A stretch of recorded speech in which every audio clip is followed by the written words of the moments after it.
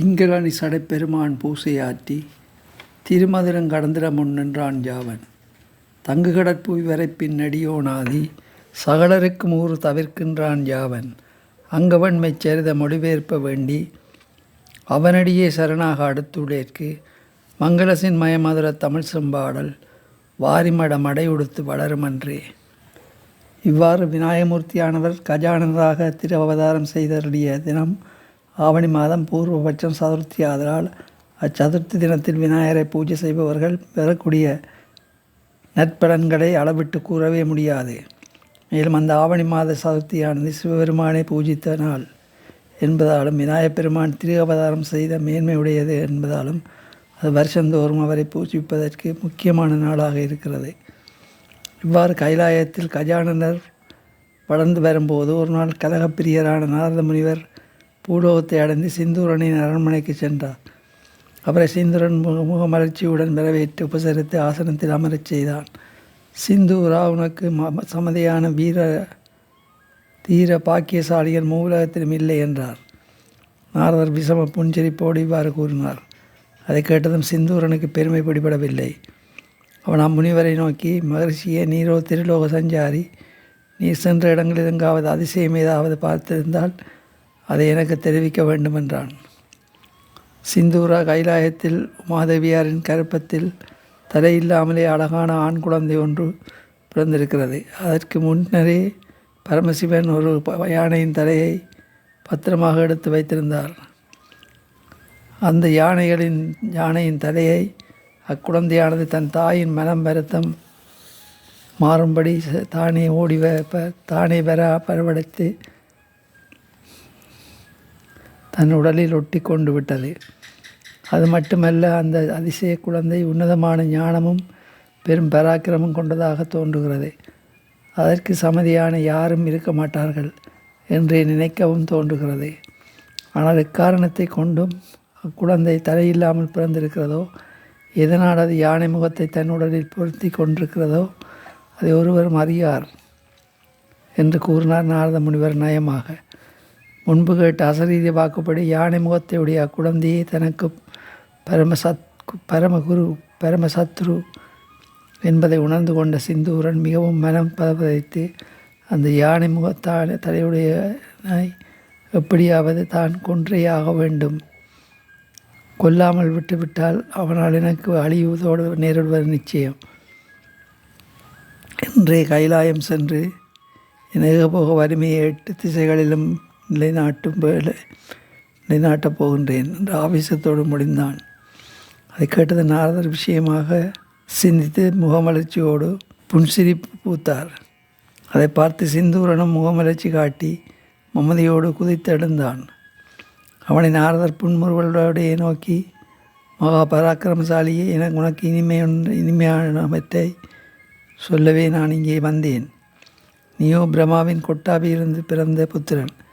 மேலும் பிரம்மாவிடமிருந்து நீ பெற்ற பரிபலனை கொண்டு பிதாவையே பயந்தோடச் செய்த ஏகாதிபத்தியாகவாதி. அப்படிப்பட்ட வல்லமைசாலியான உனக்கு இனிமேலும் என்னால் சொல்லக்கூடியது என்னதான் இருக்க முடியும் என்றார் நாரதர் வெகு நயமாக.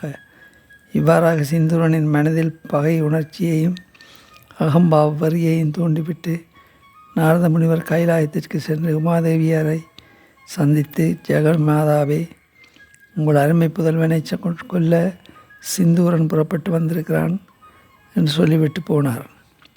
உடனே வையகமும் வானகமும் நடுங்க அட்டகாசம் செய்தபடியே சிந்தூரன் கைலாயத்தை அடைந்தான்.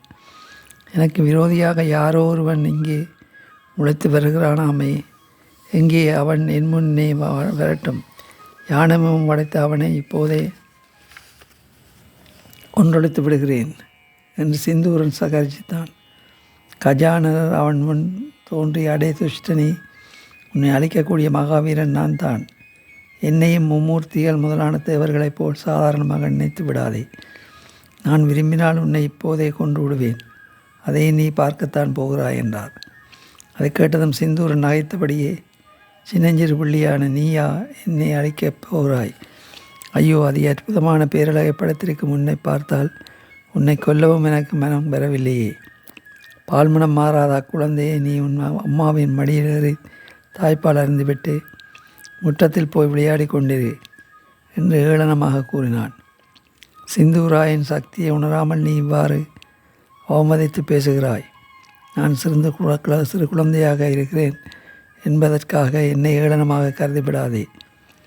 பெரும் இருள் கூட்டங்களை ஒரு சின்னஞ்சிறிய விளக்குத்திரியின் வெளிச்சமே விலக்கி அழித்துவிடும். வானத்தை முட்டும் மலைகளையும் ஒரு சிற்றுளியே பிளந்துவிடும். மதையான கூட்டங்களை ஒரு சின்னஞ்சிறிய அங்குசமே அடக்கிவிடும். இப்போது என்னைப்பார் நான் யார் என்பதை நீ உணர்ந்து கொள்வாய். இவ்வாறு கஜானர் சொல்லிவிட்டு தம் தலைவானத்தை எட்டும்படி நீண்டு வளர்ந்து மூலகங்களும் தமக்குள் அடங்கும்படியாக தம் உருவத்தை பெரிதாக்கி விஸ்வரூபம் எடுத்தார். அக்காட்சியை கண்ட சிந்தூரன் சிங்கத்தை கண்ட யானை போல பயந்து நடுநடுங்கினான். சிந்தூரனை சகல உலகங்களும் என்னுள் அடங்கியதை கண்டாய்.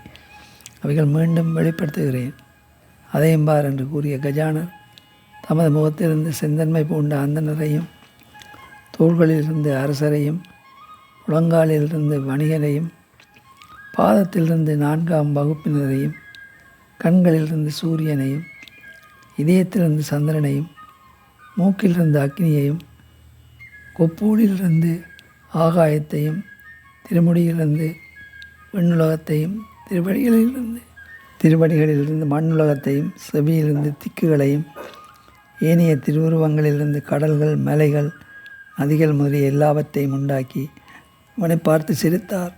அவரது விஸ்வரூபத்தை கண்டு பயந்து மயங்கி நின்றான் சிந்தூரன்.